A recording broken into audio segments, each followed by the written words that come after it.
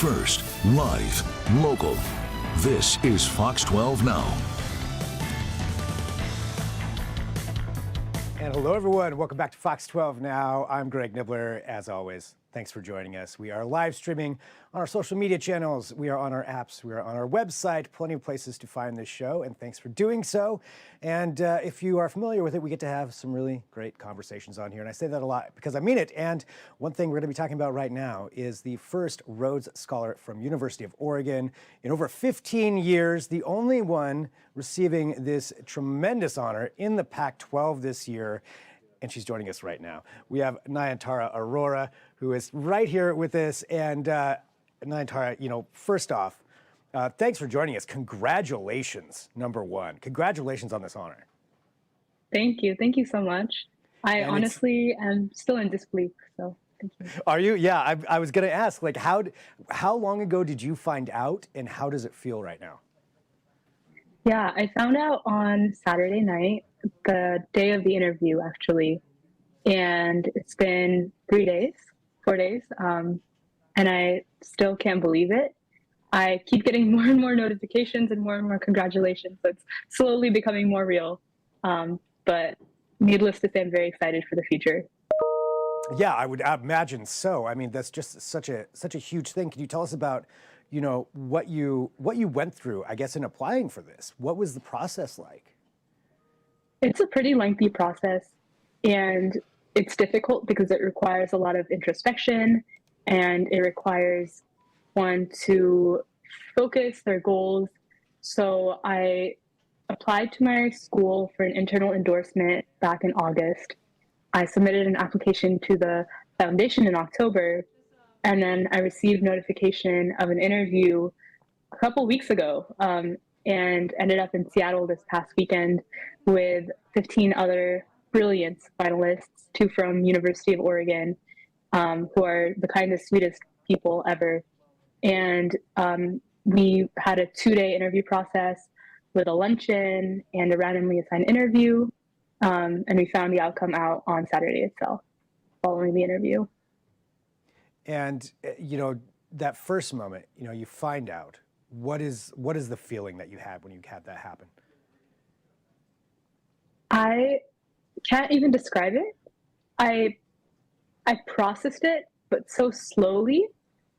And I think my first thought was disbelief, genuinely. I couldn't believe why it was me and not someone else.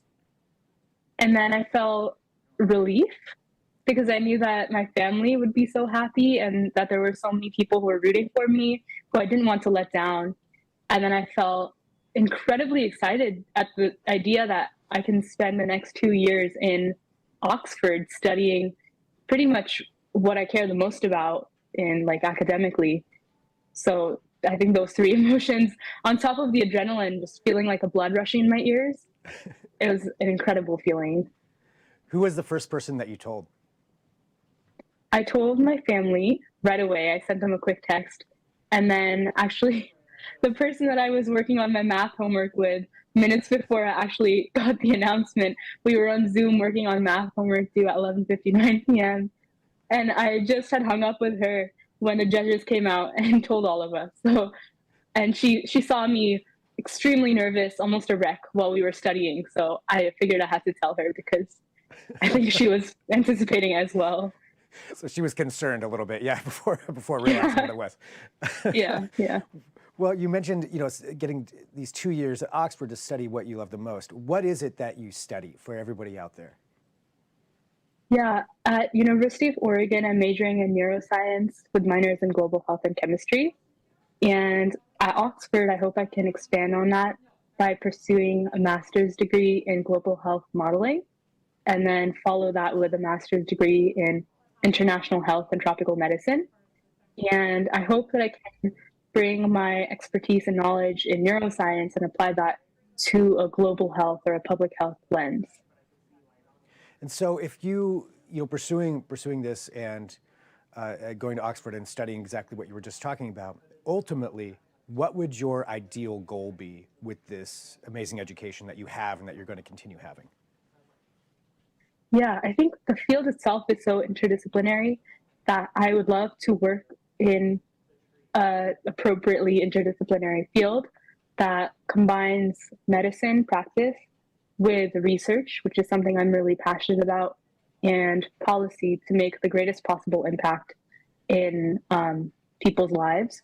I think my ultimate goal, my ultimate career goal far in the future is to be the US Surgeon General. And that is a position known as the nation's doctor. And I think that it's extremely relevant because the Surgeon General is a position that, helps define what are the most important healthcare needs of the US. And I really want to work towards that. Nayantara, there's obviously you're very intelligent. I mean, that's clear. And there's a lot of really intelligent people out there, though, that don't necessarily have the drive like you to go into something like this that's going to be serving other people. So what is it that drives you to want to do that, to help other people like that? I don't know that I have a perfect explanation for that. I think that my experiences growing up between the US and India has made me really aware of what people's needs and issues are in both countries. So I kind of have like this comparative view of the world. I think that the family values that I've been raised with include those of service and putting the needs of the community before yourself, and really pursuing a path that leaves a better future than the one that you expected for yourself. That's an amazing answer right there. Well, when do you head to Oxford? Actually, when's that next step there? Yeah, it's next October, so in about a year from now. And have you been there before? I did. I had the opportunity to go through the University of Oregon, through the Oxford Consortium for Human Rights, which is a University of Oregon founded consortium, and they hold 2 to 3 workshops per year in Oxford College about different human rights topics.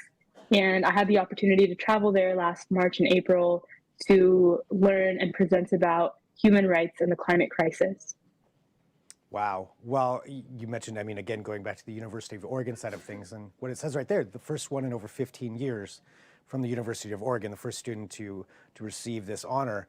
How does that feel representing University of Oregon and just being, how does it feel representing University of Oregon and winning the Rhodes Scholarship? It's surreal. I have had the opportunity to talk to previous finalists, and they've blown me away with their stories and their accomplishments. And there's a part of me that just can't reconcile why it was me this year who got selected and not, them in past years. So, I mean, the fact that I'm being held to their standard is an absolute honor for me. As for the University of Oregon, it means the world to me. U of O is an amazing school. It's an excellent institution. And this year, actually, out of 32 Rhodes Scholars, only 5 are from public institutions. And it means a lot to be able to represent a public institution that does so much for its students and has supported me to the place I am now. And I think that many people who go to U of O may not feel as though they're deserving to even apply to opportunities like these compared to those who go to schools in New England or on the East Coast. And I really hope that me getting the scholarship encourages other brilliant academics to pursue opportunities like these. Wow. Well, again, congratulations, on this. Such an honor, obviously well-deserved. I'm sure you're still, as you said, still processing it and still trying to understand that. That'll probably take a little while, but so excited for you and the next journey and, our future U.S. Surgeon General right here on the show. So, appreciate that as well. Anything else that you want to just tell people just about winning this award? Yeah, I think that it's an incredible opportunity to be able to travel to an institution that's as old and ancient as Oxford. And I just, want to express my utmost gratitude to my incredibly strong support system at University of Oregon and outside of University of Oregon, because it really takes a village to get to the point that I'm at now. Well, congrats. Thank you for joining us to talk about this. I'll let you get back to it. I'm sure you've got a lot on your plate right now and a lot more congratulations coming in, and and then the work starts and all of that. But thank you for being here with us. Really appreciate it, Nayantara. Thank you. Thank you so much for having me. And again, these are some of the great conversations that we get to have here on Fox 12. Now, I say that a lot because I want to remind you, and if this is your first time tuning in, thanks for joining us. We've got a lot of programming you can watch on the Fox 12 Oregon YouTube channel, on our apps, the Fox 12 Oregon app. Download that. It's the Fox 12 Now button, or of course at kptv.com. We've covered a lot of stuff just here today on the show, some breaking news. We talked about Movie Madness, and we talked to a Rhodes Scholar. So all over the board, and every day is like that here for Fox 12 Now. If there is breaking news, you can always come here anytime between 1 p.m. and 4 p.m. This is the place to go. I will bring you up to date with whatever we know about whatever is going on. But with that being said, we're going to sign off for right now, and I will talk to you soon. I'm sure. I'm Greg Nibbler. This is Fox 12 Now.